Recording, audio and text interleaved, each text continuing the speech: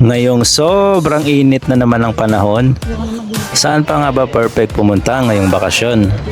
Tara at mag quick break muna tayo sa Baguio City, also known as the summer capital of the Philippines.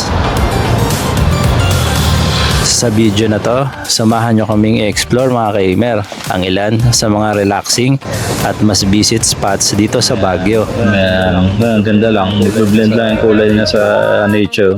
Mula sa overlooking views ng Mount Calugong na may 10 to 15 minutes hike lang,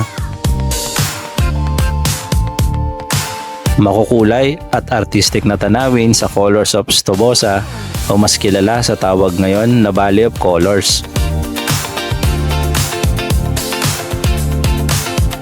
Tumikim ng fresh strawberries sa strawberry farm ng La Trinidad, Benguet.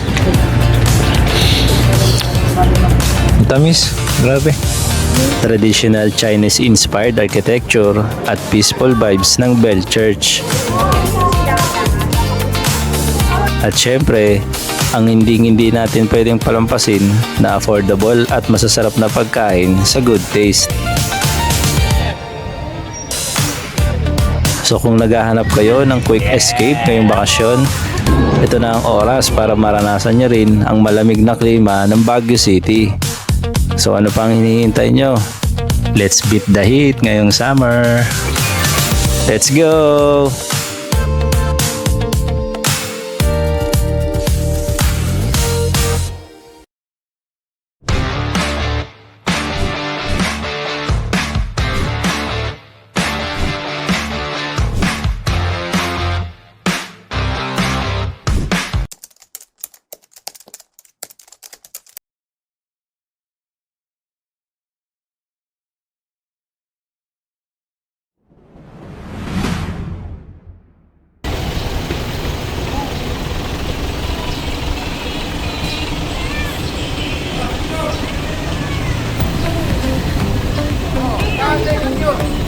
Mula sa Baguio City ay kailangan muna natin bumiyahe ng mahigit kumulang 40 minutes papuntang Strawberry Farm. Good morning mga ka-Aimer. Welcome po ulit sa ating panibagong vlog. For today's video ay nandito tayo ngayon sa Baguio. Currently nandito tayo sa Strawberry Farm. Ito ang unang first stop natin.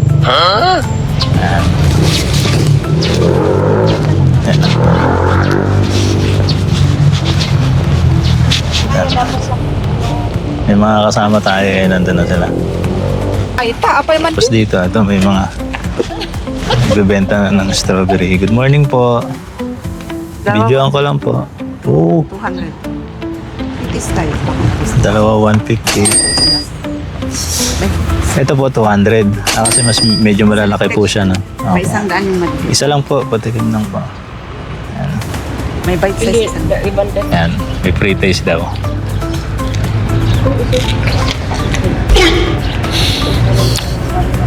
Ang tamis, grabe. Di totoo yan. Bola lang yan. Sarap pala. Legit ang strawberry ng Baguio eh, no? Tamis. Tara, punta na tayo dun sa strawberry farm.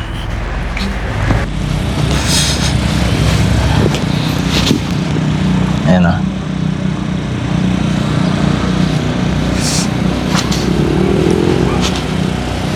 Ayan o, nawak niyan.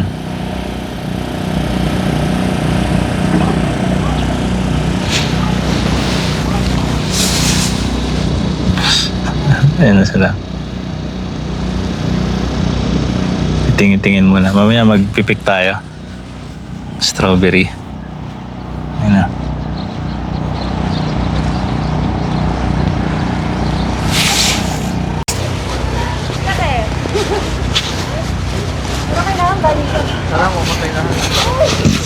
Grabe, lawak pala dito. Ano? Ang daming mga tanim. Yung iba parang, ito, lettuce. Lettuce to? Yeah. Ganyan pala yung lettuce. Kapag ka na dito, hanggat walang tao, mamaya bawal nyo. Ganyan pala yung lettuce, ano? Pupunta tayo doon? Bye! Pupunta pa tayo dyan? Kabila? Mag-wish muna tayo dito. Ikaw muna. Oh. Dito tayo ngayon sa Strawberry Farm ng Baguio. Let's go! Papalipad na tayo. Alam nyo ba mga ka-aimer na ang strawberry ay hindi natural na tumutubo o nagmula sa Pilipinas? Nagmula ito sa mga bansang may malalamig na klima, lalo na sa Europa at Hilagang Amerika. Dinala lamang ito sa Pilipinas noong dekada 70 at ipinakilala sa mga lugar na may malalamig na panahon gaya ng La Trinidad at iba pang bahagi ng Benguet na perfect para sa pagtatanim nito. Mula sa simpleng proyektong pang-agrikultura, naging matagumpay ito at kalaunan ay naging dahilan kung bakit nakilala ang La Trinidad bilang tahanan ng pinakasikat na strawberry farm sa bansa. At dahilan din para bansagang Strawberry Capital of the Philippines na ngayon isa na itong sikat na tourist destination kung saan pwedeng mamitas ng sariwang strawberry at tikman ng iba't ibang produktong gawa mula rito.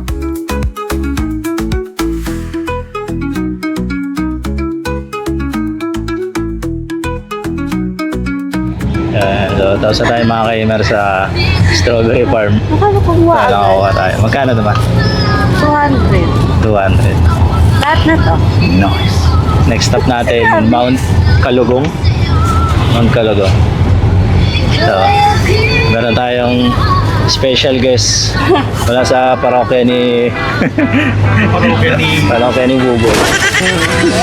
Ano ako ni Sponge Cola? Yan.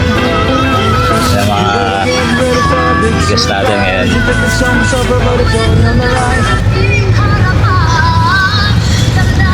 Yeah! Ako! Kailan nagkita?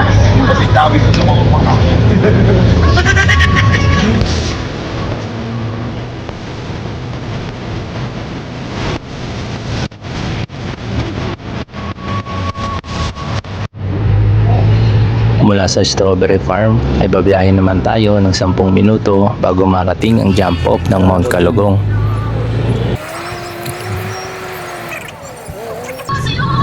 Taas na.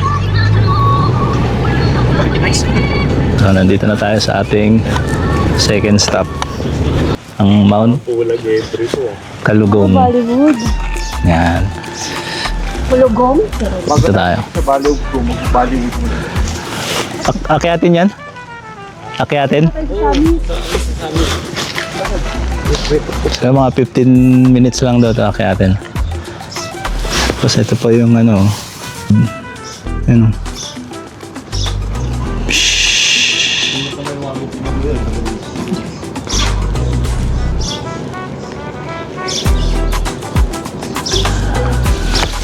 Tara, kita tayo.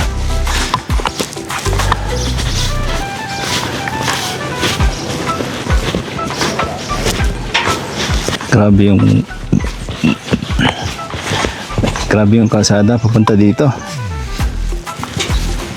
Pataas, sobrang tarik. Napatras pa yung sinakyan naming taxi. Yan, ganyan ang daan niya. Mga bakal na hagdan.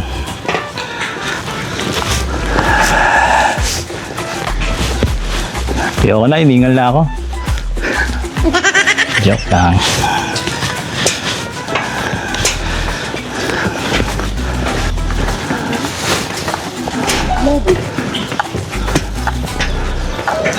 $7.10.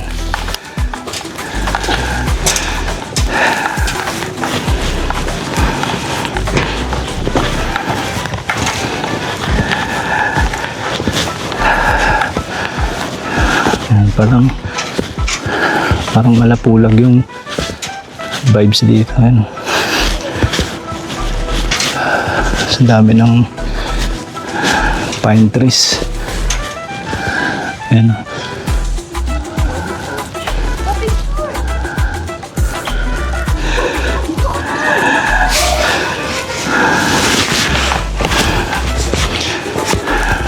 signage. Mount Kalugong. Kalugong? Hindi ko lago ha. Kalugong.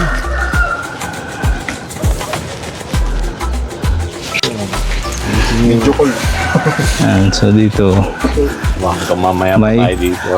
Dahil, registration po ba yan natin? Entrance? oh, Boat? Ayan. 120. 120. Ayan. May entrance fee dito, 120 isa. Ayan. Tapos pwede kayo mag-iwan ng gamit dyan, oh, para ma-explore nyo ng maayos. Video. Gano'n na naman ako.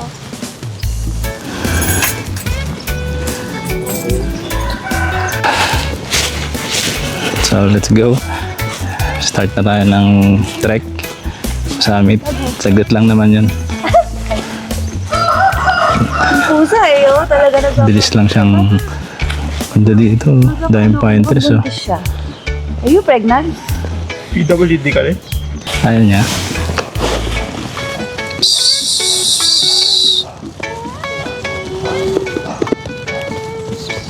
What's siya? Let's go! Ito natin. Masingit lang naman ito eh. No smoking. Yan. Ganda yan. Sa mga tinaninigarilyo.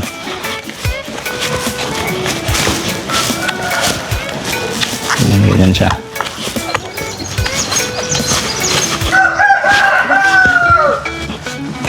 Ito may akyatan, no? May view deck.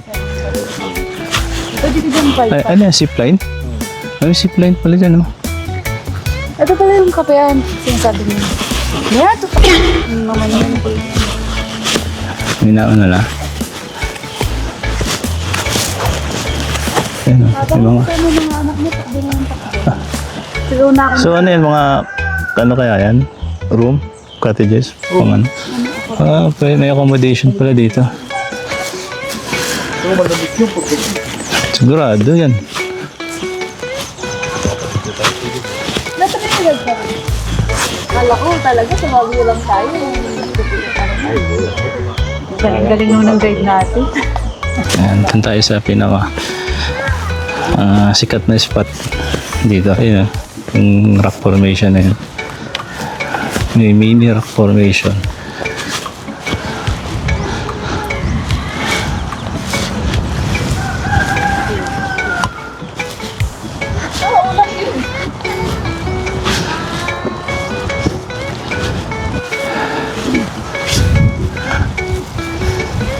Ay, kasarap naman. So, picture mo ako dun sa bato. Alam mo naman. Sige, daan mo na.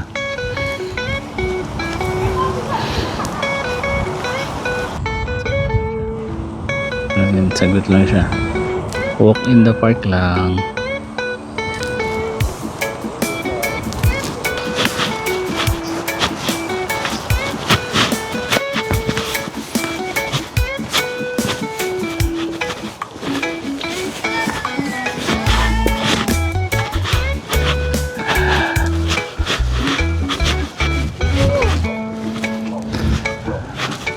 Ayun yung ano, strawberry farm.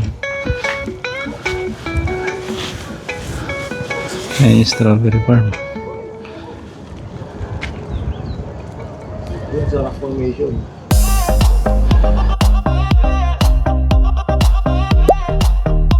Ang Mount Kalugong ay isa sa pinakasikat na tanawin sa La Trinidad, Benguet. Ang pangalan nitong Kalugong ay hango sa salitang Ibaloy na ang ibig sabihin ay sombrero dahil sa hugis ng mismong bundok.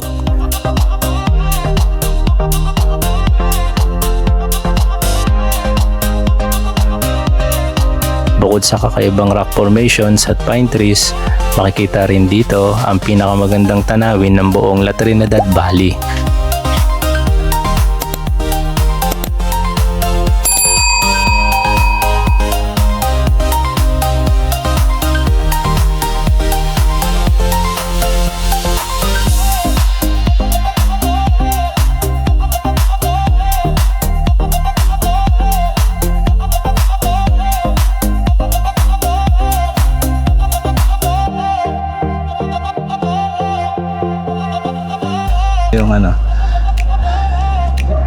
ibang view deck. Yan. Ay ma.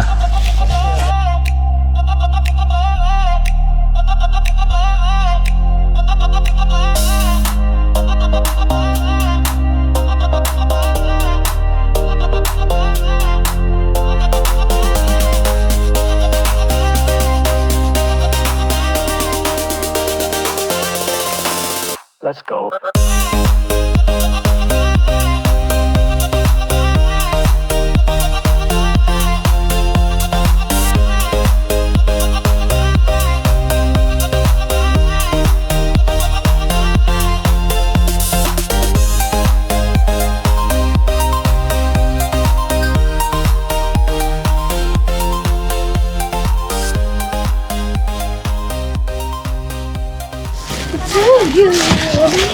Punta natin dito yung kapihan.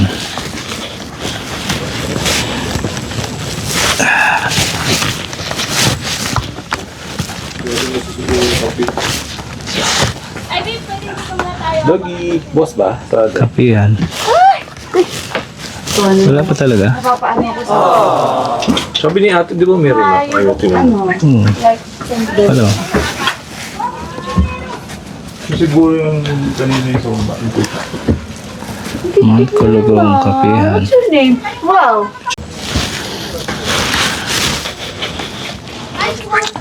Ano ba yung pangalan mo? Pogi? Sarot. Wala na, ayaw nyo na. Maraming daan. Sige. Maraming daan. Pero gusto ko magpa-picture kaya nga Sabi oh. yung camera. Laki ni Chucho. Picture mo. Pero ano, teka lang, wag ka, baka mabigla kasi siya. Dapat yung ano lang, sandal. Pero makikita.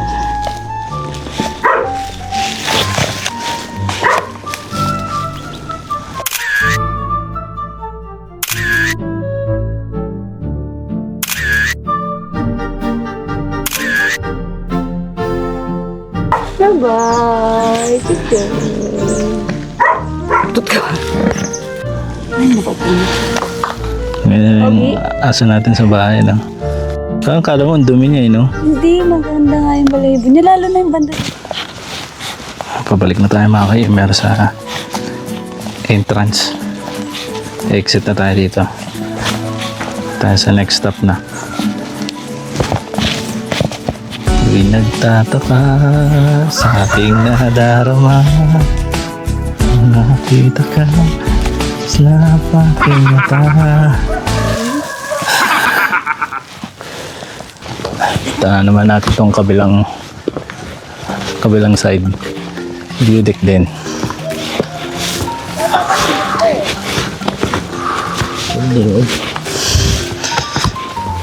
Paggawi lang.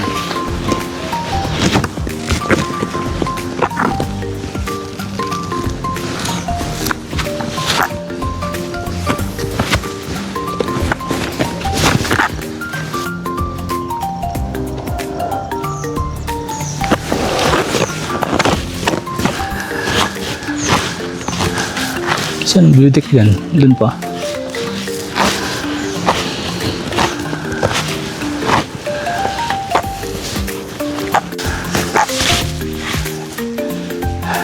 Ayun, dito tayo. Doon ang view deck. Ayun. Malapit lang naman. Pero nakakahingal konti ah.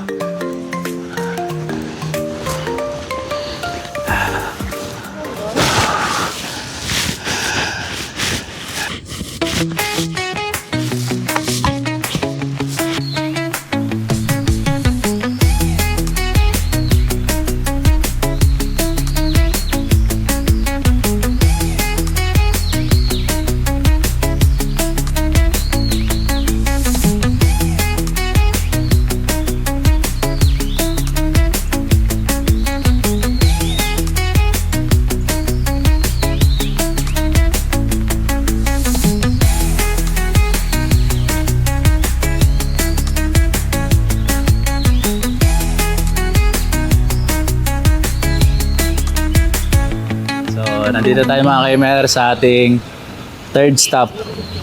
Stop pa lang! Valley of Colors. Valley of Pro. Valley of Crow. Doon tayo. Doon ba yung ano? Ay, may tinatawiran pa pala, no? Ayan. Puta. Ay. Thank you. Sorry po. May nagpipicture eh. Pinitsura. Sheesh. Cute eh. Man, ang ganda lang. Nagbe-blend lang yung kulay na sa nature.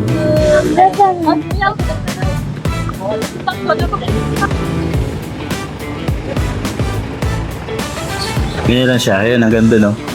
Ayun, siyas. Bye. Ito may bridge.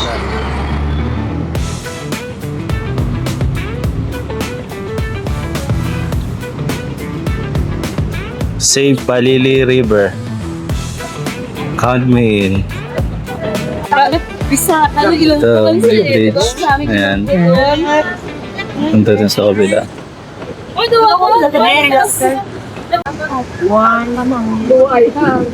Duway lang.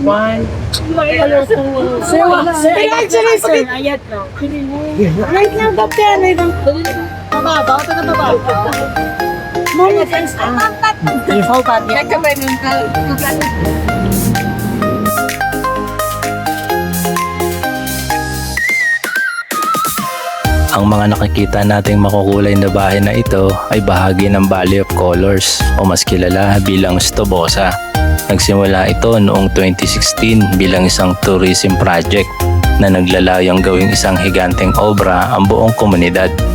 Mahigit 180 na kabahayan sa mga sityo ng Stonehill, Butiw-Tiw at Sadhap ang pinintahan ng makukulay na disenyo na inspirasyon mula sa mga sikat na colorful villages sa Brazil at South Korea. Ngayon, isa na ito sa pinakakilalang landmark ng La Trinidad Benguet.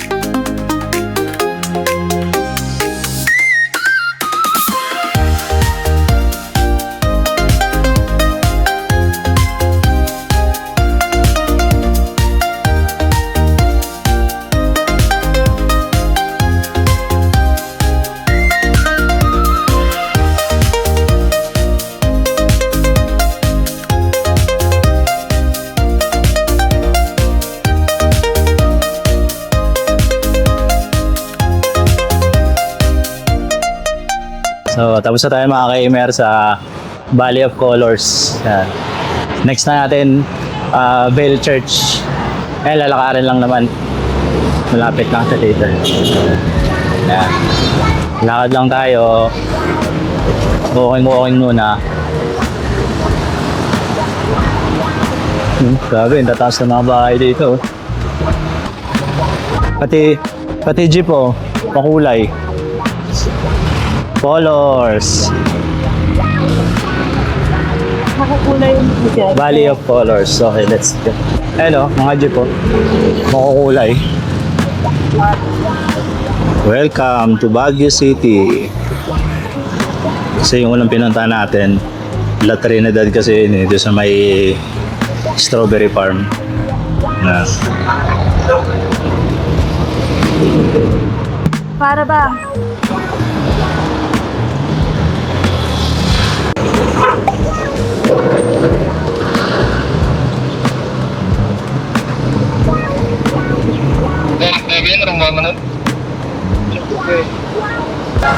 Yan. Tapos, dito na tayo sa Bell Church. Yan. Papasok tayo dito. Dahil sa loob. Kalang kung ano dyan. Ayan. May mga parang may mga dragon. Ito yun. Pinakyatin dun. Yan, dito may entrance fee. 20 pesos. Tapos kami nga, Register mo naman. Register. Ayan. So, tara na. Kaya na tayo. Stairway to Heaven. Register. Ayan. before entering.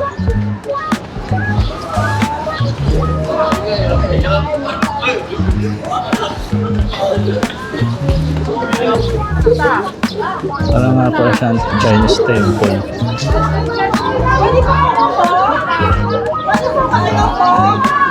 Yan siya.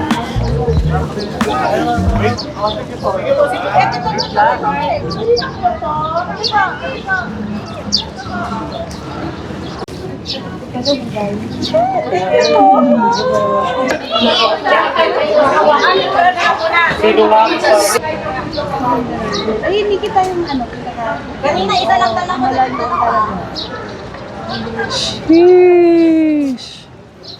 Sample na, dali. Yun nga, Bell Church. Dito na po lahat. Center. Para pala kita siya. yung Bell Church. Dito. Ito may nakalagay Bell Church. Ayan. Bell Church nakalagay.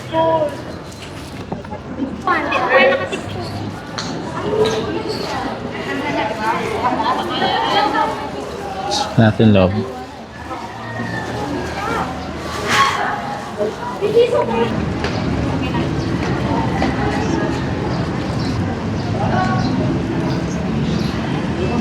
Ang Bell Church ay isa sa pinakamatandang Chinese temples sa Benguet. Itinatag ito noong 1916 ng mga Chinese immigrants na ninirahan sa Baguio at La Trinidad. Nagsimula ito bilang isang maliit na lugar ng pagsamba. Ngunit habang dumarami ang mga deboto, lumipat ito sa kasalukuyang lokasyon.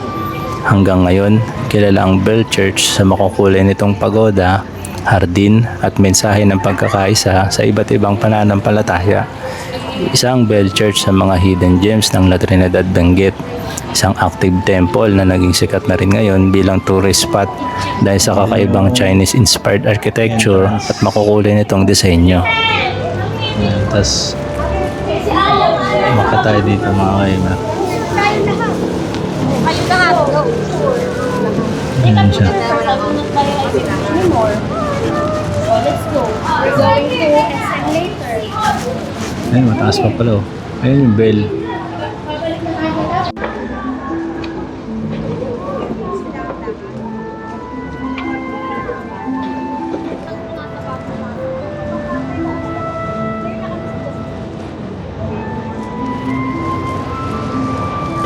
Yan, ganyan yung view.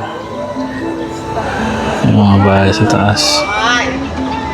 1, 2, 3.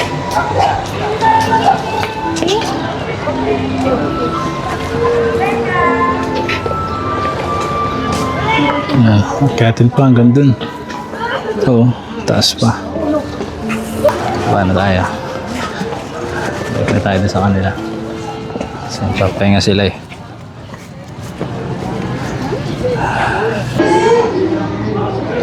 Chill ka lang dyan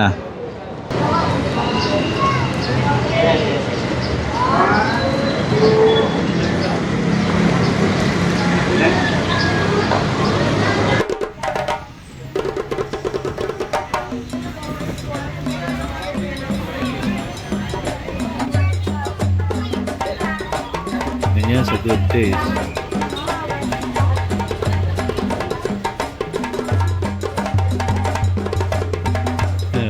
Haba ng pila.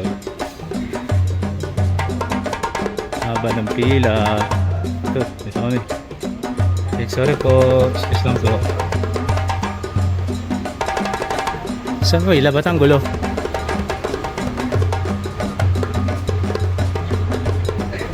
At magkakaroon. Nice and good face. Haba ng pila rin.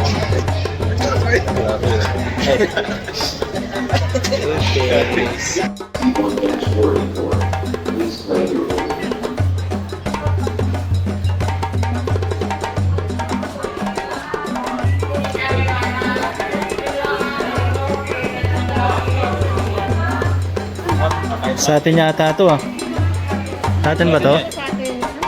Oh. Galing Come on baby. Oh.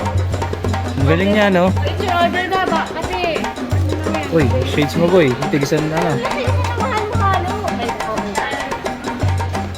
Nauna pa, dapat huli. Nauna pa yung halo-halo. Dapat kanina po na yung order. Ano, mamaya mo na lang po. Kaya nga, papa. Yung shades ko, mamahal. Bye-bye. Hindi ko alam kung kasya sa akin. Grabe naman yan, no? Halo-halo. Wow. Halo-halo pa lang, masolve na, oh. Oh, kuha na. Kalahati na, no? Kalahating balde. Kalahati lang yan, promise.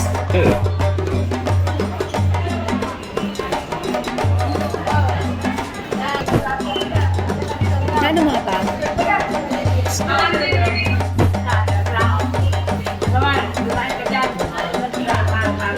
Kumuha ka na ng gulay ko.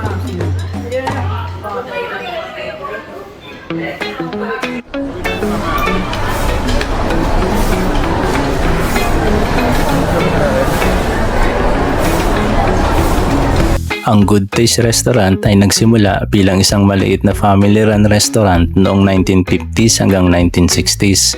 Nagsimula ito bilang simpleng kainan na pinapatakbo ng isang Chinese-Filipino family sa Baguio City. Lumago at naging mas kilala noong 1980s hanggang 1990s nang dumami ang mga turista sa Baguio City. Ngayon, isa na ang Good Taste sa pinakasikat at dinarayo na kainan sa Baguio City. Kilala sa pagiging affordable at sobrang sulit na malalaking servings ng pagkain. Dito, dinadayo ng mga turista at locals ang kanilang signature dishes tulad ng fried chicken, chop suey, buttered chicken at nilagang baka. Sa dami na bumibisita araw-araw, naging isa na ito sa mga iconic food stops sa lungsod na hindi mo dapat palampasin. Nangyari dati mo. Good naman kasi. Kasi hindi lang nila masyado nagamit. Maliit sa picture, ang laki sa actual. Ito hindi budol. Dalawang tao pa rin. Ay, no. Bakit ba? Ano ba kasi? Ano? Ha? Ano natin? Hindi vigilansin na lang. Tama, tama. Ito, ubusin nyo yung ganito nyo, tapos lagyan nyo ng ganyan. Oh. Ganyan ako. Pwede ito. Ito pala ako sa ice cream eh. Hey, try out mo nga. Hindi siguro. At kaya mo kayo dun sa ano? Dun sa ayun mo. Sa buto. Ter, ayaw mo rin, Ter. Bata ka pa naman eh. Huwag mong subukan. Masisira ang buhay mo. Ayaw mo. Tandaan na daw siya. Saka ano lang po. Ang pagaling ng buto yan, oh. Kung nagustuhan nyo ang video na ito, huwag kalimutang mag-like, mag-comment at mag-subscribe para sa mas marami pang travel adventures. Maraming salamat sa pagsama sa amin sa adventure na ito. Kita-kits po ulit tayo sa susunod nating destinasyon. Hanggang sa susunod nating lakbay. Bye-bye!